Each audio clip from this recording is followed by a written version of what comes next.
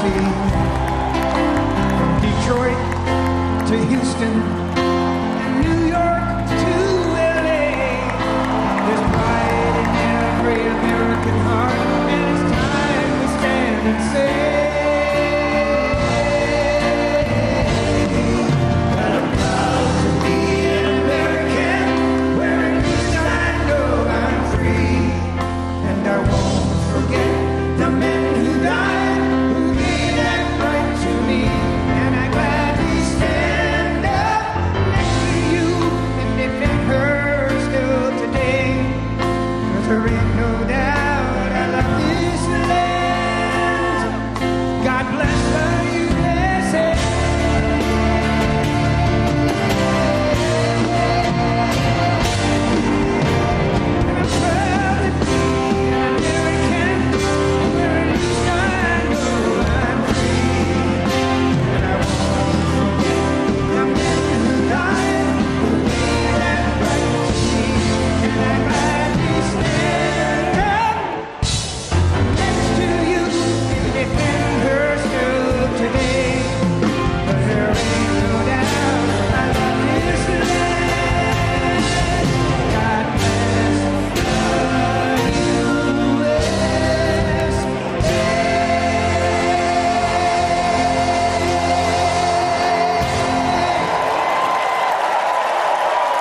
4 months from now, we will have an incredible victory, and we will begin the 4 greatest years in the history of our country. Together, we will launch a new era of safety, prosperity, and freedom for citizens of every race, religion, color, and creed. The discord and division in our society must be healed. We must heal it quickly. As Americans, we are bound together by a single fate and a shared destiny. We rise together or we fall apart. I am running to be president for all of America, not half of America, because there is no victory in winning for half of America. So tonight, with faith and devotion, I proudly accept your nomination for President of the United States. Thank you. Let me begin this evening by expressing my gratitude to the American people for your outpouring of love and support following the assassination attempt at my rally on Saturday.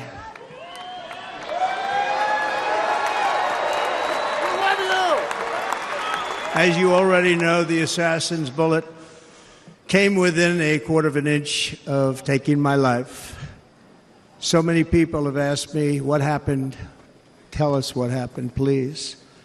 And therefore, I will tell you exactly what happened, and you'll never hear it from me a second time because it's actually too painful to tell.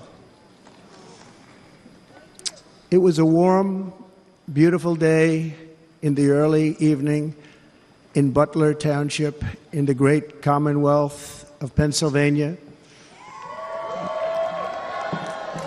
Music was loudly playing, and the campaign was doing really well. I went to the stage, and the crowd was cheering wildly. Everybody was happy. I began speaking very strongly, powerfully, and happily,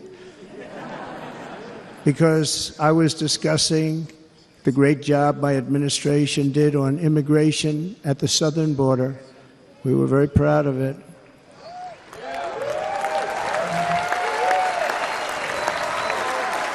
Behind me and to the right was a large screen that was displaying a chart of border crossings under my leadership. The numbers were absolutely amazing. In order to see the chart, I started to, like this, turn to my right and was ready to begin a little bit further turn, which I'm very lucky I didn't do. when I heard a loud whizzing sound and felt something hit me really, really hard on my right ear. I said to myself, wow, what was that? It can only be a bullet. And moved my right hand to my ear, brought it down. My hand was covered with blood, just absolutely blood all over the place. I immediately knew it was very serious, that we were under attack, and in one movement proceeded to drop to the ground. Bullets were continuing to fly as very brave Secret Service agents rushed to the stage, and they really did. They rushed to the stage.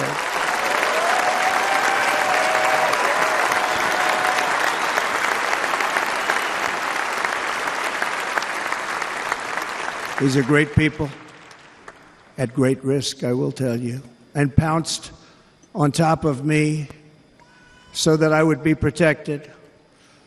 There was blood pouring everywhere, and yet, in a certain way, I felt very safe because I had God on my side. I felt that.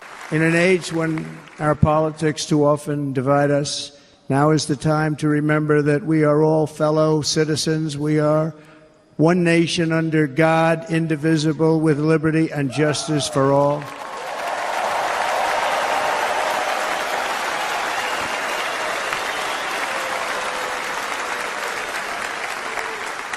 And we must not criminalize dissent or demonize political disagreement, which is what's been happening in our country lately at a level that nobody has ever seen before. In that spirit, the Democrat Party should immediately stop weaponizing the justice system and labeling their political opponent as an enemy of democracy. Especially since that is not true. In fact, I am the one saving democracy for the people of our country. I'm here tonight to lay out a vision for the whole nation, to every citizen, whether you're a young or old man or woman, Democrat, Republican or independent, black or white, Asian or Hispanic. I extend to you a hand of loyalty and of friendship. Together we will lead America to new heights of greatness like the world has never seen before. I will end the illegal immigration crisis by closing our border and finishing the wall, most of which I've already built.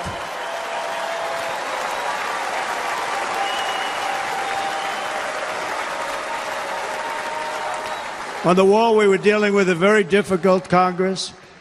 And I said, oh, that's okay. We won't go to Congress. I call it an invasion. We gave our military almost $800 billion. I said, I'm going to take a little of that money because this is an invasion. And we built, most of the wall is already built. And we built it through using the funds because what's better than that? We have to stop the invasion into our country that's killing hundreds of thousands of people a year. We're not going to let that happen. I will end every single international crisis that the current administration has created, including the horrible war with Russia and Ukraine, which would have never happened if I was president, and the war caused by the attack on Israel, which would have never happened if I was president. Iran was broke. Iran had no money. Now Iran has $250 billion. They made it all over the last 2.5 years. They were broke. I watched the other day on a show called Deface the Nation. Has anyone seen it? And they had a congressman who was a Democrat say, well, whether you like him or not, Iran was broke dealing with Trump. I told China and other countries, if you buy from Iran, we will not let you do any business in this country, and we will put tariffs on every product you do send in of 100% or more. And they said to me, well, I think that's about it. They weren't going to buy any oil. And they were ready to make a deal. Iran was going to make a deal with us. And then we had that horrible, horrible result that we'll never let happen again. The election result, we're never going to let that happen again. They used COVID to cheat. We're never going to let it happen again. And they took off all the sanctions, and they did everything possible for Iran.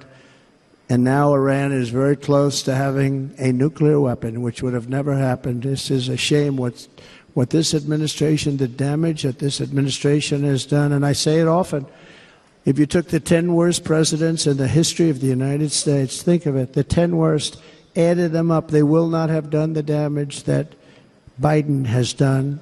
Only going to use the term once. Biden. I'm not going to use the name anymore, just one time. The damage that he's done to this country is unthinkable. It's unthinkable.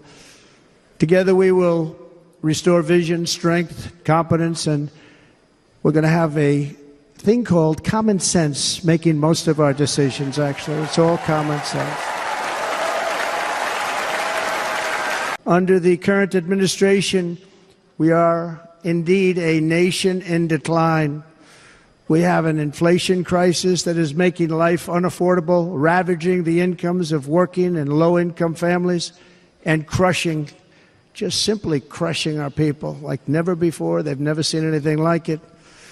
We also have an illegal immigration crisis, and it's taking place right now as we sit here in this beautiful arena.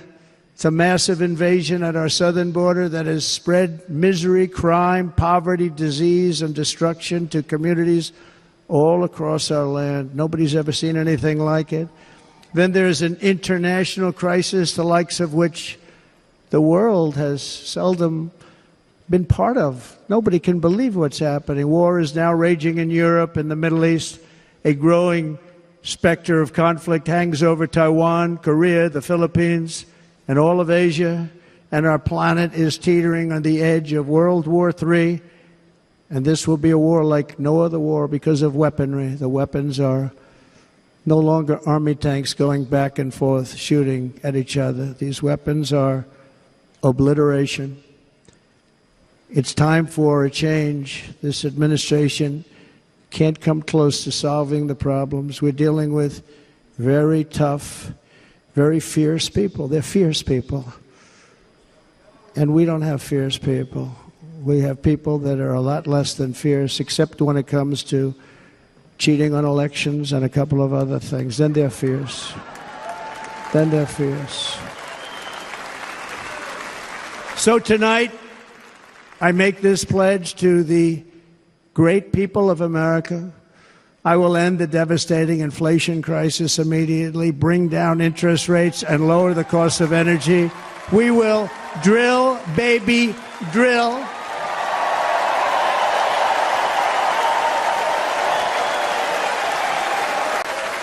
And next, we will end the ridiculous and actually incredible waste of taxpayer dollars that is fueling the inflation crisis. They spent trillions of dollars on things having to do with the Green New Scam. It's a scam. And that's caused tremendous inflationary pressures in addition to the cost of energy. And all of the trillions of dollars that are sitting there not yet spent, we will redirect that money for important projects like roads, bridges, dams, and we will not allow it to be spent on meaningless Green New Scam ideas.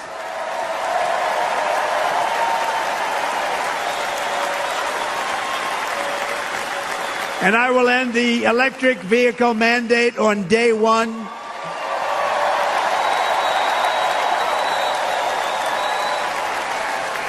Thereby saving the U.S. auto industry from complete obliteration, which is happening right now, and saving U.S. customers thousands and thousands of dollars per car.